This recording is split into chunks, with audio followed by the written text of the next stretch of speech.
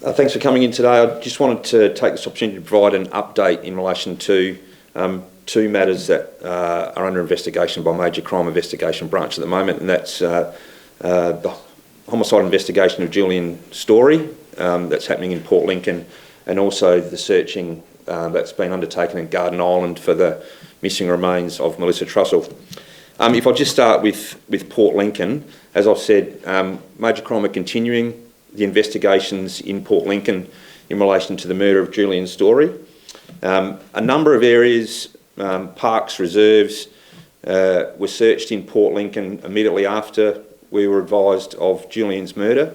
And in addition to that, we had Water Operations Unit come over to Port Lincon and conduct an extensive search of the foreshore and the waterways directly in front of the Port Lincon township, right around to where the silos are. Unfortunately, none of those searches at that time were able to locate the missing remains of Julian, and we suspended that searching in late June. Since late June, we've been reviewing hours and hours of CCTV footage that have been provided to us by residents of Port Lincon and also business premises in Port Lincon. We've also engaged an external supplier to provide some specialist equipment to us to go over some areas in Port Lincon that's identified some new search areas and identified some positions within those search areas with items of interest, and also it's caused us to research a couple of the places that we looked at when we first went over there.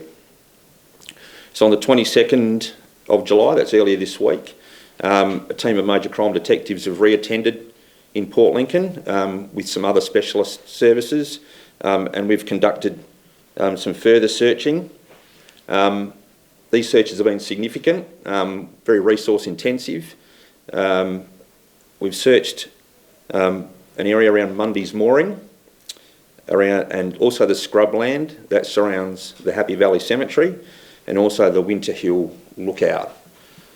Unfortunately, we have still not been able to locate the missing remains of Julian Story. You would have seen, and as you've all reported, there was some items of interest that were located in the scrubland area around the cemetery yesterday. It's been reported as a shrine or something like that. Those items have all been seized and have been put into Forensic Science Centre for further analysis to determine what evidentiary value they may be to the investigation. At this stage, we don't have the results of that testing yet. When we do, we can let you know. At this point in time, there will be no more searching undertaken in Port Lincon for the missing remains of Julian. We've exhausted all the areas of interest that have been made known to us in relation to this investigation. We will, however, go back and search if we receive specific information about where Julian's remains might be. But in terms of general searching in Port Lincon, that is now stopped. We have been in contact with Julian's family during this whole process. They are extremely supportive of the investigation to date, are happy with everything that the police and the community has done to help them, and now they will get on with making funeral arrangements for Julian. It's also important to thank the Port Lincon community for the assistance they've provided over the last few weeks. It's been a tough time for that community. We know that, and we're very happy that they've been able to help us, and also the resilience that they've shown while the spotlight's been on their town. So thanks to them. So even though the searching has finished, we still encourage anyone who has information about the murder of Julian Story to come forward, provide us the information, and that can include CCTV that we may not have yet, or someone has been holding out providing us.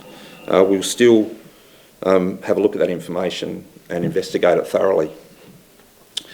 You'd appreciate the matter is still before the court. I can't say too much more than that. That is the update from Port Lincon. If anything new or updated comes to hand, we'll let you know. Maybe I'll take all questions at the end. Is there any hope from at the end? So I'll just update you on Garden Island as well. So as you know, last week we attended at Garden Island in relation to the search for Melissa Trussell's remains. During that search last week, divers located a vehicle that was submerged within the search area. It's not a vehicle that we had located before. It is of interest to the investigation. Divers have returned today to Garden Island. We're trying to establish make, year, model of that vehicle. As you can understand, it's been submerged now for some time, and trying to ascertain exactly what that vehicle is will have its challenges. But they've provided information to the investigators today, which we're hoping will be able to identify that vehicle so we can determine whether that remains a vehicle of interest in this investigation or not. Now, that vehicle is basically full of silt. It's going to take a little while to search through that vehicle to make sure that there is no remains, or to establish whether there's any remains in that vehicle or any other evidence that might be helpful to the investigation. So you can expect divers to return to Garden Island in the coming days to finish searching that vehicle and to also finish searching the mangrove area in the northern part of Garden Island, which has not yet been completed. So that's essentially the update on Garden Island. So happy to take some questions about either. Just going back to the Port Lincon situation. Yeah. Do police hold out any sort of hope that Tamika might be able to reveal any sort of information that could lead to a breakthrough in the situation? It's part of the investigation that has not yet been completed. We're not in a position yet to be able to talk to Tamika. She's currently detained, as you're aware, in James Nash House, and we don't have the opportunity at this point in time to interview her. When we do, we will, and we're hopeful that she will be able to help us with some information. But at this stage, we're not in a position to be able to talk to her. Do you have a time frame on that? No. Do you believe that there are people in the community that do have information that just haven't come forward yet? Are you holding out that hope? Look, there may be. This is our third appeal for information to the Port Lincon community, and can I just say they've been fantastic with what they've done with the information they have provided us. I don't believe anyone's holding out on us. But that's my view. I think we've got a lot of information from them, but if there are people that haven't yet come forward and they've been waiting for the right time, well, now is the right time to do it. So someone may still know something, but I don't believe there's anyone that's hiding anything from us. These search areas that you went to, did you go there from information you've received from the public, or were you following CCTV? Much of it was as a result of CCTV and some of the specialised equipment that we utilised in those search areas. Members of the public did give us information about where Tamika had been in the vicinity of those areas, so that kind of corroborated why we needed to go back there, but it was mainly due to CCTV review. Obviously, Julian's family has been very supportive of police and their searches, but once you had to break the news to them that you were stopping the searches, how did they react? That they're completely understanding of that. The best case scenario for us and for them was to provide all of Julian's remains to be laid to rest. Unfortunately, we can't do that. They completely understand that that's the case, and as I said, supportive of all the police and community efforts to try and get all of Julian's remains back to them, but they are also very keen to lay Julian to rest and have his funeral so that they can start to move on. If we ultimately provide or locate remains down the track, they're aware of how that might reinvigorate their grief, I suppose, but right now they're happy with what we've done. The whole situation for that family is very, very tragic nonetheless.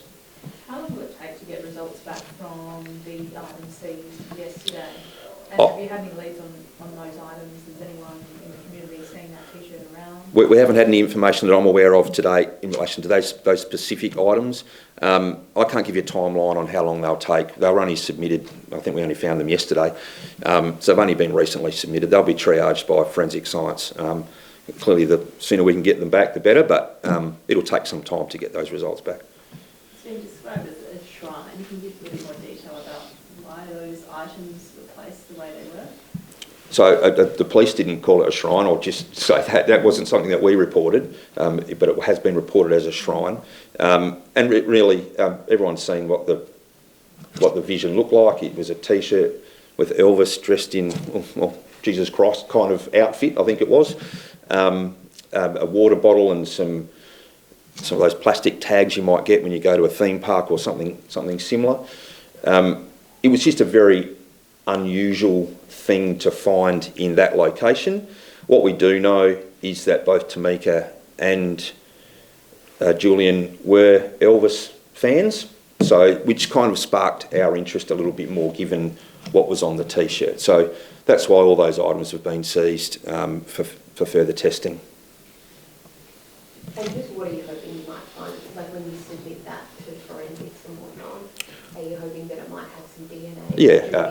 Yeah, absolutely. Yeah, you could very easily discount anything to do with this as well. It might have nothing to do with it, but it's very important that we find out if it has, and it might give us an indication of where Tamika has been pre or post this incident. So, look, we'll see what comes back from that, and then we'll make an investigational decision going forward from there. Is that technology you mentioned, is that sort of like under looking at the ground underneath? Yeah, look, I won't talk too much about the technology, but it does have some capability where it can look above and underneath and provide some really good quality vision back to us, but I prefer not to talk too much about it. Suffice to say, it was able to put us in some particular search areas that were helpful.